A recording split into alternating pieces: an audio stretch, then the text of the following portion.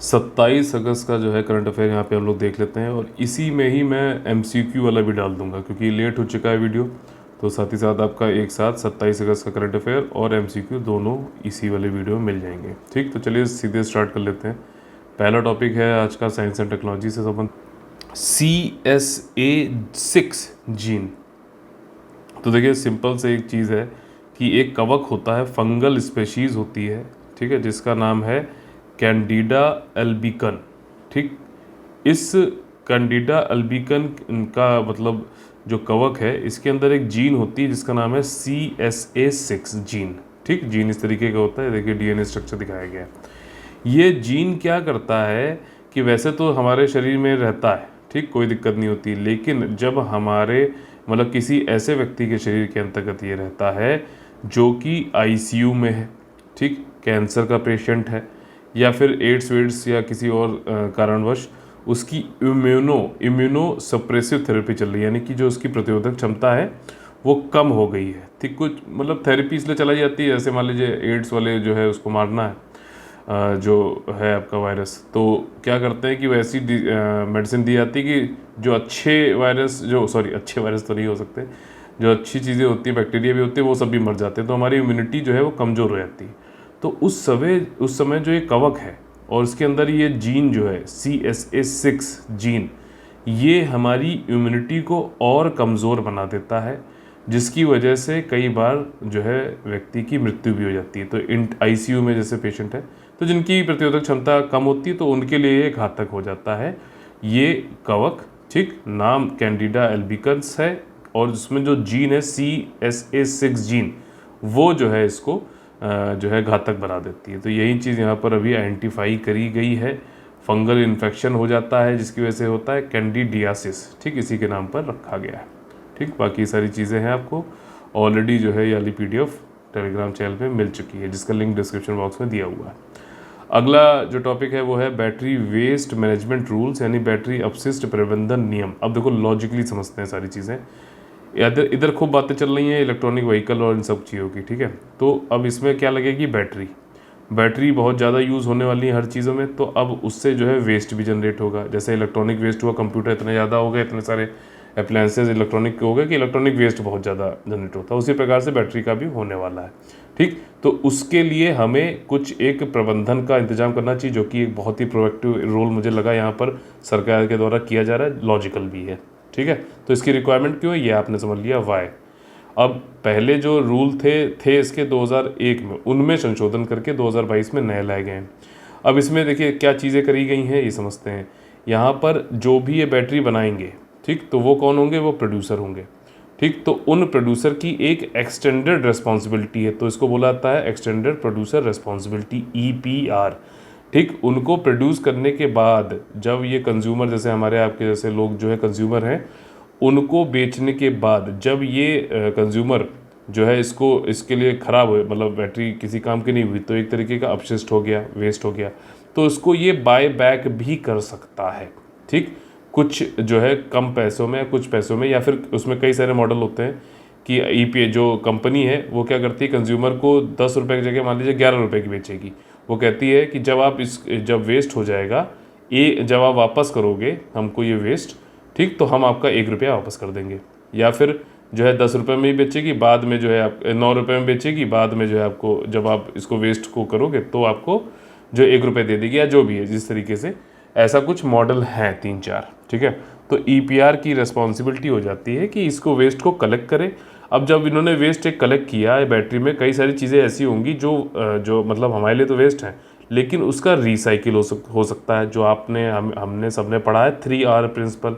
3R principal क्या होता है, रिड्यूस करो, ठीक, रीयूज़ करो, रिसाइकिल करो। ठीक, तो यहाँ पर भी वही चीज़ हो रही है, जो वेस्ट है उसमें से जो उपयोगी चीज़ें हैं जो आगे उपयोग में आ सकती हैं, तो उनको रीयूज़ करो, रिसाइकिल करो चीज़ों को। ठीक, तो आपका जो है एक तो कॉस्ट भी बचेगी, नए जो रिसोर्सेज है उस पर आप जो है नहीं कूदोगे, नहीं पड़ोगे, तो उस पर जो है आपका नेचुरल रिसोर्सेज की बचत होगी, और साथ ही साथ आप जो है इसका उपयोग करके वेस्ट का भी एक तरीके से साइंटिफिकली डिस्पोजल करोगे, और जो है ये बेहतर रहेगा पूरे एनवायरनमेंट के लिए भी। ठीक, ये बात समझ में आ गई। ये सब रूल्स में बताया गया, बस मैं आपको एक कहानी की तरह बता रहा हूँ ताकि आपको समझ में आए ढंग से। लेकिन किसी कारणवश मान लीजिए आप नहीं करते हैं, अब ये इन्फोर्स भी कराना पड़ेगा ना, इसीलिए तो रूल्स आए हैं। रूल्स का उल्लंघन अगर होगा तो भाई साहब उसमें जो है कुछ पेनल्टी भी एक्सटेंड ये ईपीआर जो प्रोड्यूसर है उसके ऊपर लगाई जाएगी, ठीक। और अगर सही काम करते तो ईपीआर सर्टिफिकेट मिलेगा, जो है आपका प्रोड्यूसर और रिसाइकलर और वो सबकी भी मदद इसमें लेकर, मान लीजिए कंज्यूमर ने किसी रिसाइकलर को दे दिया या रिफर्बिशर को दे दिया या फिर वेस्ट कलेक्शन वाले को दे दिया तो वहाँ से इसके पास आ जाएगा। तो ये सारे काम करेगा तो ठीक है, नहीं तो कुछ पेनल्टी लगाई जाएगी। ये सारे प्रावधान इसमें करे गए हैं, एक बार आप रीडिंग अप लगाएंगे तो बेहतर समझ में आएगा। साथ ही साथ इस पर रूल्स में ये भी कहा गया है कि जो नई इंडस्ट्री एंटरप्रेन्योरशिप जो इस वेस्ट को कलेक्ट करे, रिसाइकिल करे, रिफर्बिश करे, उसके लिए भी इंतज़ाम इन रूल्स में किया गया, उनको प्रोत्साहन दिया जाएगा। पोल्यूटर पेज प्रिंसिपल का जो है इसमें एक सिद्धांत लगाया जाएगा जिसमें कि इन्वायरमेंटल कंपनसेशन होगा। जो मैंने आपको बताया कि EPR producer extended producer responsibility अगर वो ढंग से नहीं पूरी करता है, ठीक, तो उसके ऊपर जो है कुछ पेनल्टी लगाई जाएगी। वो पेनल्टी जो है आपका क्या है, इन्वायरमेंटल कंपनसेशन के रूप में। इससे जो पैसा आएगा वो भी आपका रिसाइकलिंग, रिफर्बिशिंग, ठीक, कलेक्शन, इन सब में के बेहतरी के लिए उपयोग में लाया जाएगा। तो ओवरऑल एक जो है पूरा साइक्लिक जो है चीज़ें यहाँ पर की जाएंगी, ठीक है, वेस्ट से संबंधित। अब इसको आप एक बार पढ़ेंगे तो समझ में आ जाएगा, ठीक है। अगला टॉपिक है इकोनॉमी से संबंधित, एक्सपोर्ट पॉलिसी फॉर मैस्लिन फ्लोर, ठीक। तो ये मैस्लिन फ्लोर जो आटा होता है वीट वाला, इसके ऊपर जो एक्सपोर्ट के ऊपर जो छूट थी कि आप एक्सपोर्ट कर सकते हो वो ख़त्म कर दी गई है। एक्सपोर्ट नहीं कर सकते। ये HS कोड इसका 1101 होता है, ये एक्सपोर्ट में काम आता है आइडेंटिफाई करने के लिए इजीली, ठीक, ज़्यादा इसमें कंफ्यूज होने की जरूरत नहीं है। एक्सपोर्ट नहीं अंकुश लगाया गया ताकि अब भारत में जो है इसकी अवेलेबिलिटी बढ़े और फूड सिक्योरिटी को इंश्योर किया जा सके, ठीक। ज़्यादातर किसके लिए, वल्नरेबल सेक्शन जो है हमारे कमज़ोर वर्गों की खाद्य सुरक्षा सुनिश्चित करेगा। DGFT इससे संबंधित एक अधिसूचना निकालेगा। अगला टॉपिक है legal metrology packaged commodity rules 2011।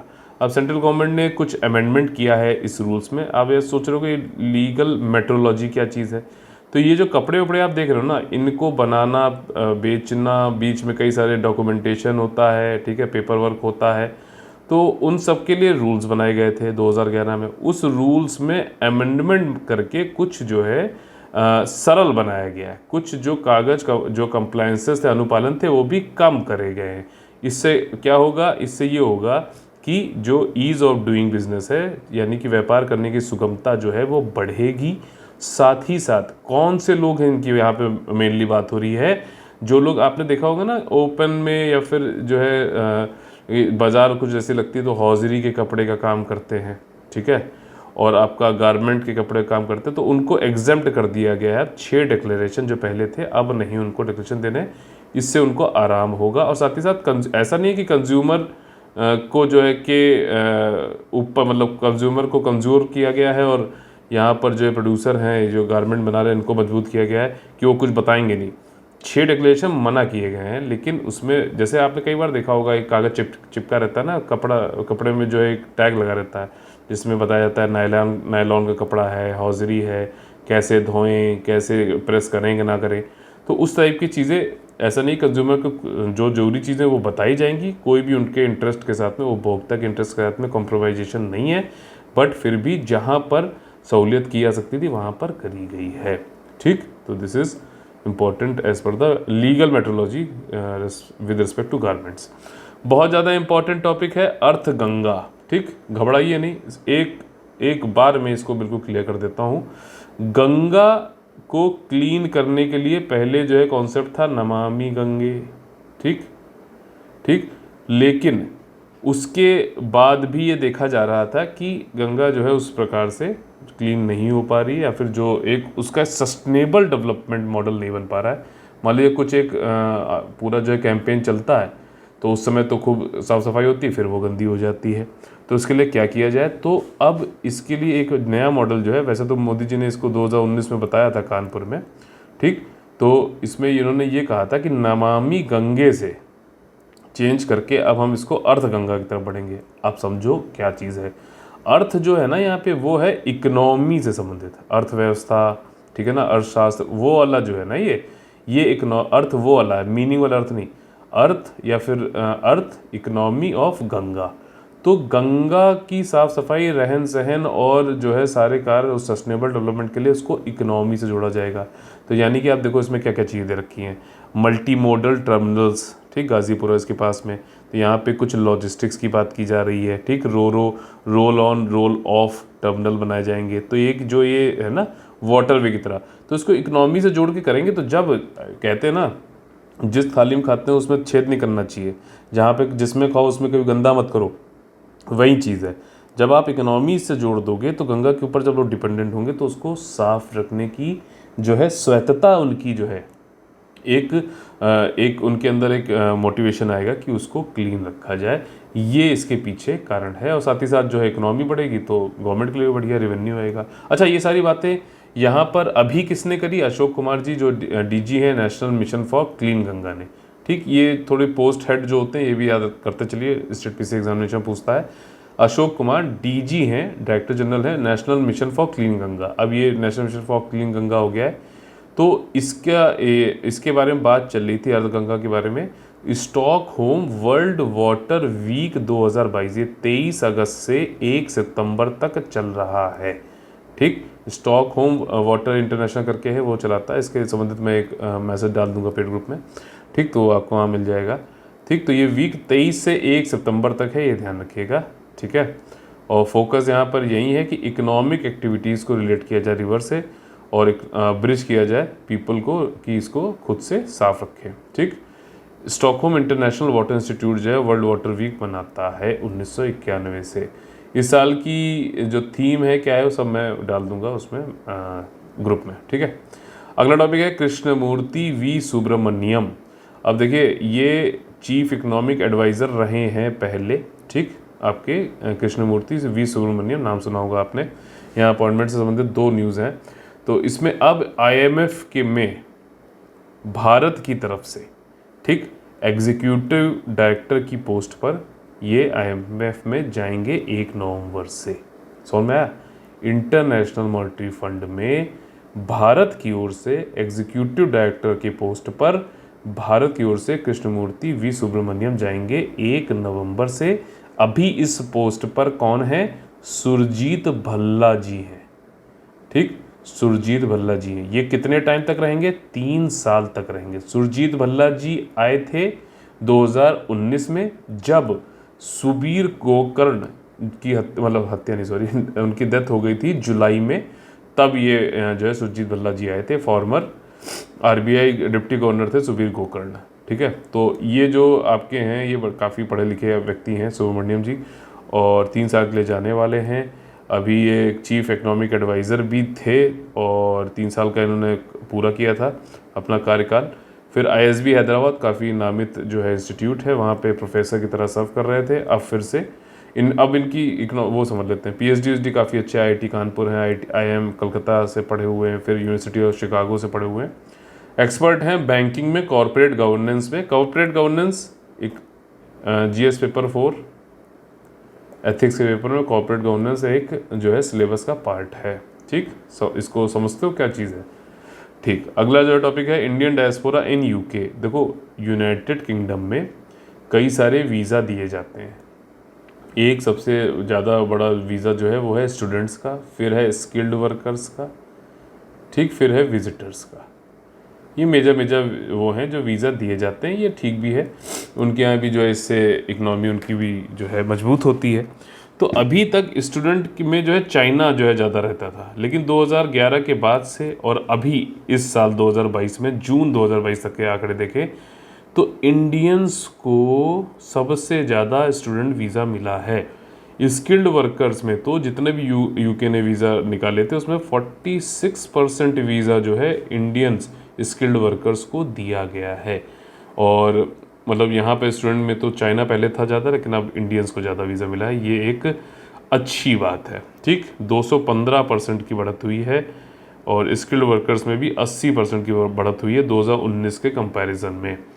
ठीक, स्टूडेंट में अगर देखा जाए, सॉरी, स्किल्ड वर्कर्स में अगर देखा जाए तो सबसे ज़्यादा इंडियंस को मिला है, फिर नाइजीरिया, फिर फिलीपींस, फिर जिम्बाब्वे, फिर यूनाइटेड स्टेट्स वालों को। ठीक, नेक्स्ट टॉपिक है India Bangladesh river water sharing issues. अब देखो बांग्लादेश और भारत के बीच में जो रिवर्स मुख्यतः जो हैं वो कौन कौन सी, उनको मैप में ज़रूर देखना। कई सारी रिवर्स की बात होगी। एक जो मेजर रिवर है वो है तीस्ता रिवर, जो यहाँ पे सिक्किम वेस्ट बंगाल होते हुए बांग्लादेश में आती है। इस पर काफ़ी मतलब जो है वाद विवाद होता रहता है, तो इस पर बात होनी है, चल रही है।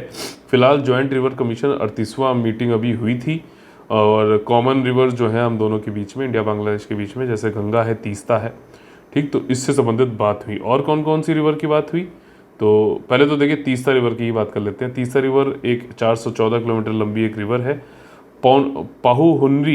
पाहुहुनरी माउंटेन ईस्टर्न हिमालयास का जो है सिक्किम के आसपास, वहाँ से ये उद्गमित होती है, ठीक। और सिक्किम वेस्ट बंगाल होते हुए बांग्लादेश में एंटर करती है, फिर उसके बाद बे ऑफ बंगाल, ठीक है।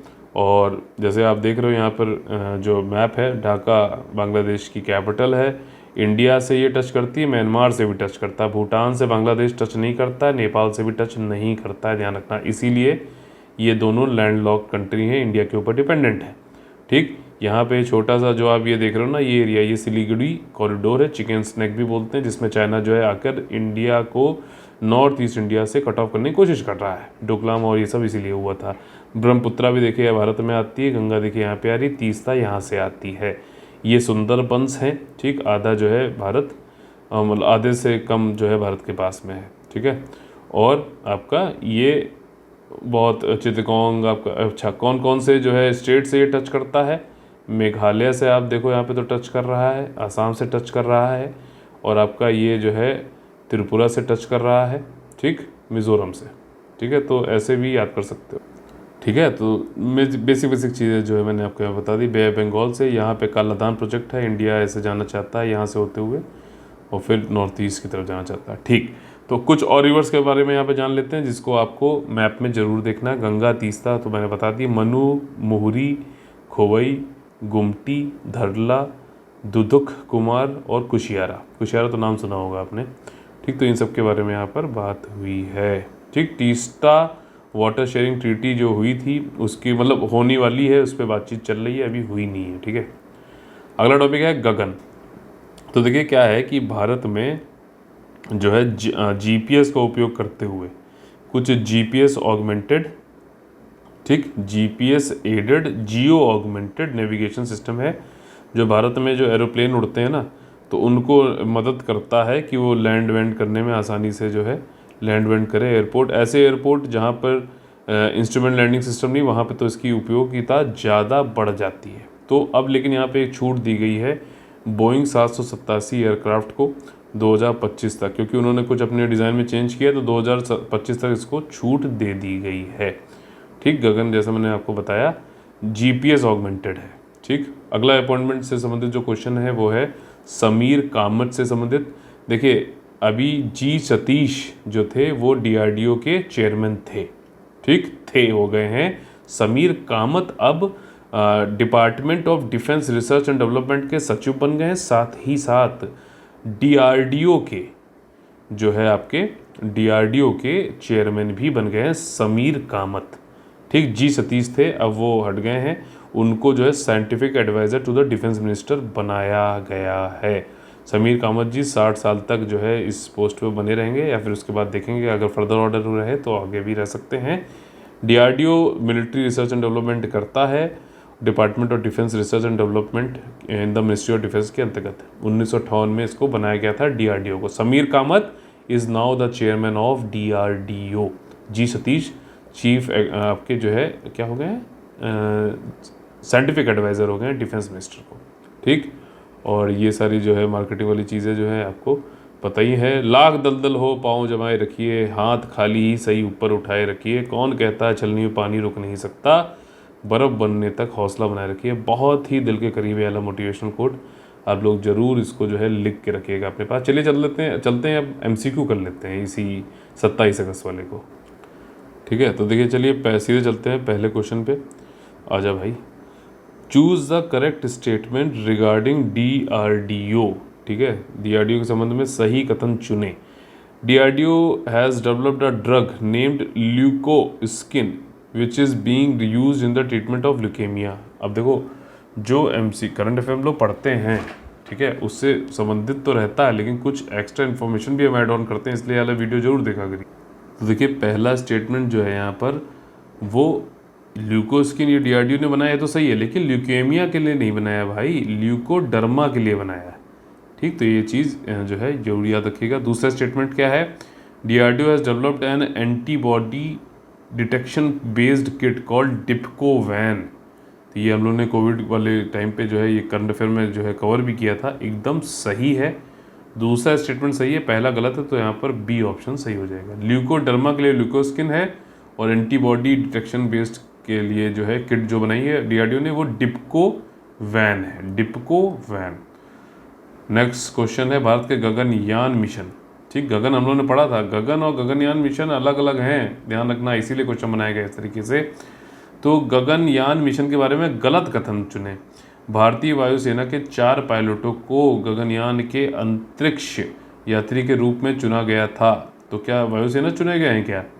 एकदम सही स्टेटमेंट है। ठीक, लेकिन गलत पूछा गया, ध्यान रखना। They will be trained at the Yuri Gagarin cosmonaut centre in Russia. तो क्या रशिया की मदद ले रहे हैं? बिल्कुल सही स्टेटमेंट है।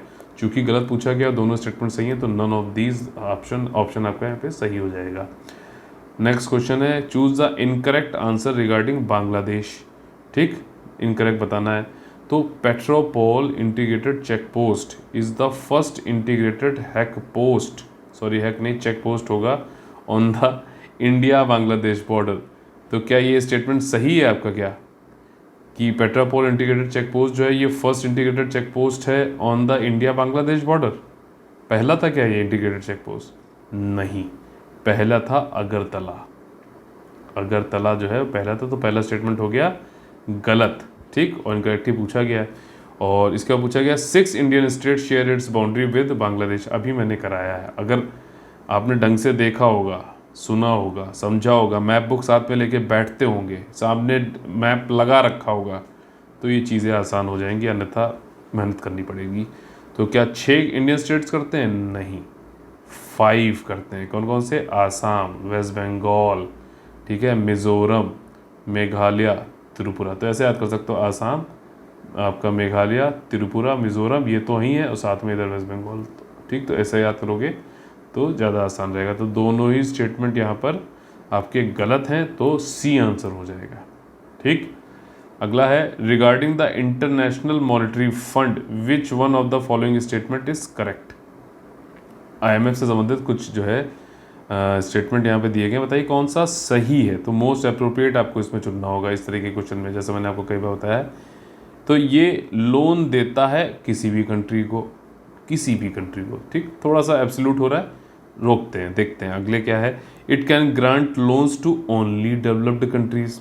बिल्कुल आउटराइटली गलत लग रहा है, तो उसको कम, मतलब ये वाला इसमें कैसे करेंगे हम आंसर, ए वाला इज बेटर देन बी, तो इसको काट देंगे। ठीक है, फिर सी वाला, it grants loan to only member countries. ठीक, ओनली यहाँ पे भी एब्सोल्यूट वर्ड यहाँ पे भी है, लेकिन यहाँ पर मेंबर कंट्रीज लिखा जा रहा है। ठीक, यहाँ पर एनी कंट्री है, तो this seems more better than A. ठीक, फिर डी वाला पढ़ते हैं, it grants loans to the central bank of a country. तो क्या आरबीआई को लोन देता है कि भारतीय गवर्नमेंट को देता है लोन, बताइए। तो ये वाला भी गलत है, तो सी आंसर हो जाएगा। तो आपने तरीका देखा, हर चीज़ का एक प्रोसेस है, ये कोई नहीं सिखाएगा आपको, मैं आपको बता रहा हूँ, कोई नहीं। ये मैं खुद भी मैंने जो है ये चीज़ नोटिस करी है कि कई लोग पूरा कराने के बावजूद भी बच्चे को क्यों जो है वो नहीं कर पा रहा, तो वो इसीलिए ये एक्सप्लेनेशन चाहिए, इस प्रकार से आपको समझना चाहिए कि क्या, कैसे, किस टाइप के क्वेश्चन में क्या चीज़ों को कैसे करना है, प्रक्रिया बहुत जरूरी है। ठीक, which ministry publish the battery waste management rules 2022, अभी पढ़ाया है बिल्कुल। तो बताइए किस मिनिस्ट्री ने इसको जो है निकाला है। तो ये जो है मिनिस्ट्री ऑफ अर्थ साइंसेज है, या होम मिनिस्ट्री, या पोर्ट। अच्छा, मान लो आपको इसका आंसर नहीं पता है, तो कैसे निकालोगे? क्या गृह मंत्रालय निकालेगा? क्या बैटरी का आंतरिक सुरक्षा संबंधित है, नागरिक से संबंधित है? बताइए, नहीं। पोर्ट एंड शिपिंग, नहीं। तो आपको ये तो कम से कम बिना पढ़े भी आ सकता है कॉमन सेंस से कि इन दोनों में से कोई एक आंसर हो सकता है। ठीक, अर्थ साइंसेस। लेकिन अर्थ साइंसेस जो है आपका वो किससे संबंधित है? मौसम विभाग, ठीक है, आपका ज़्यादातर आपने देखा होगा इससे संबंधित है। फिर भी कुछ चांसेस है, लेकिन ज़्यादा अप्रोप्रिएट मिनिस्ट्री ऑफ एनवायरनमेंट है। मान लो अगर आपको नहीं आता तो आप इन्वायरमेंट के साथ में अगर इसमें क्वेश्चन का आंसर करते हो तो ये बेस्ट आंसर हो सकता है। ये कैलकुलेटेड रिस्क है। इन केस आपके जो है 100 में से 50 क्वेश्चन हो रहे हैं तो इस तरह के क्वेश्चन आपको डिराइव करके करने पड़ेंगे, लेकिन इसकी ज़रूरत नहीं पड़ेगी अगर आप हमारे साथ जुड़े हुए हो लगातार, तो नहीं प्रॉब्लम पड़ेगी, इस तरीके की प्रॉब्लम नहीं आएगी। आप पढ़ोगे, क्वेश्चन कैसे लगाने वो भी सीखोगे तो आराम से हो जाएगा। ये वाली पीडीएफ भी आपको जो है टेलीग्राम चैनल पे मिल जाएगी, लिंक डिस्क्रिप्शन दिया हुआ है। और पुनः मैं आप लोगों से बोलना चाहूँगा कि अगर आप लोग पसंद आता तो लाइक शेयर सब्सक्राइब जरूर करें और करवाएं। और अगर आप हमारे साथ संगठित और क्वालिटी के साथ में पढ़ना चाहते हैं, ठीक 1-to-1 गाइडेंस और काउंसलिंग करना चाहते हैं, तो 9650347272 पे हमसे बात करके यूपीएससी और यूपीपीसीएस के लिए जो है तैयारी कर सकते हैं। चलिए मिलते हैं अगली वीडियो में, तब तक के लिए आप लोग से लेते हैं अलविदा। जय हिंद, जय Bharat, all the very best, Vande Vande Mataram.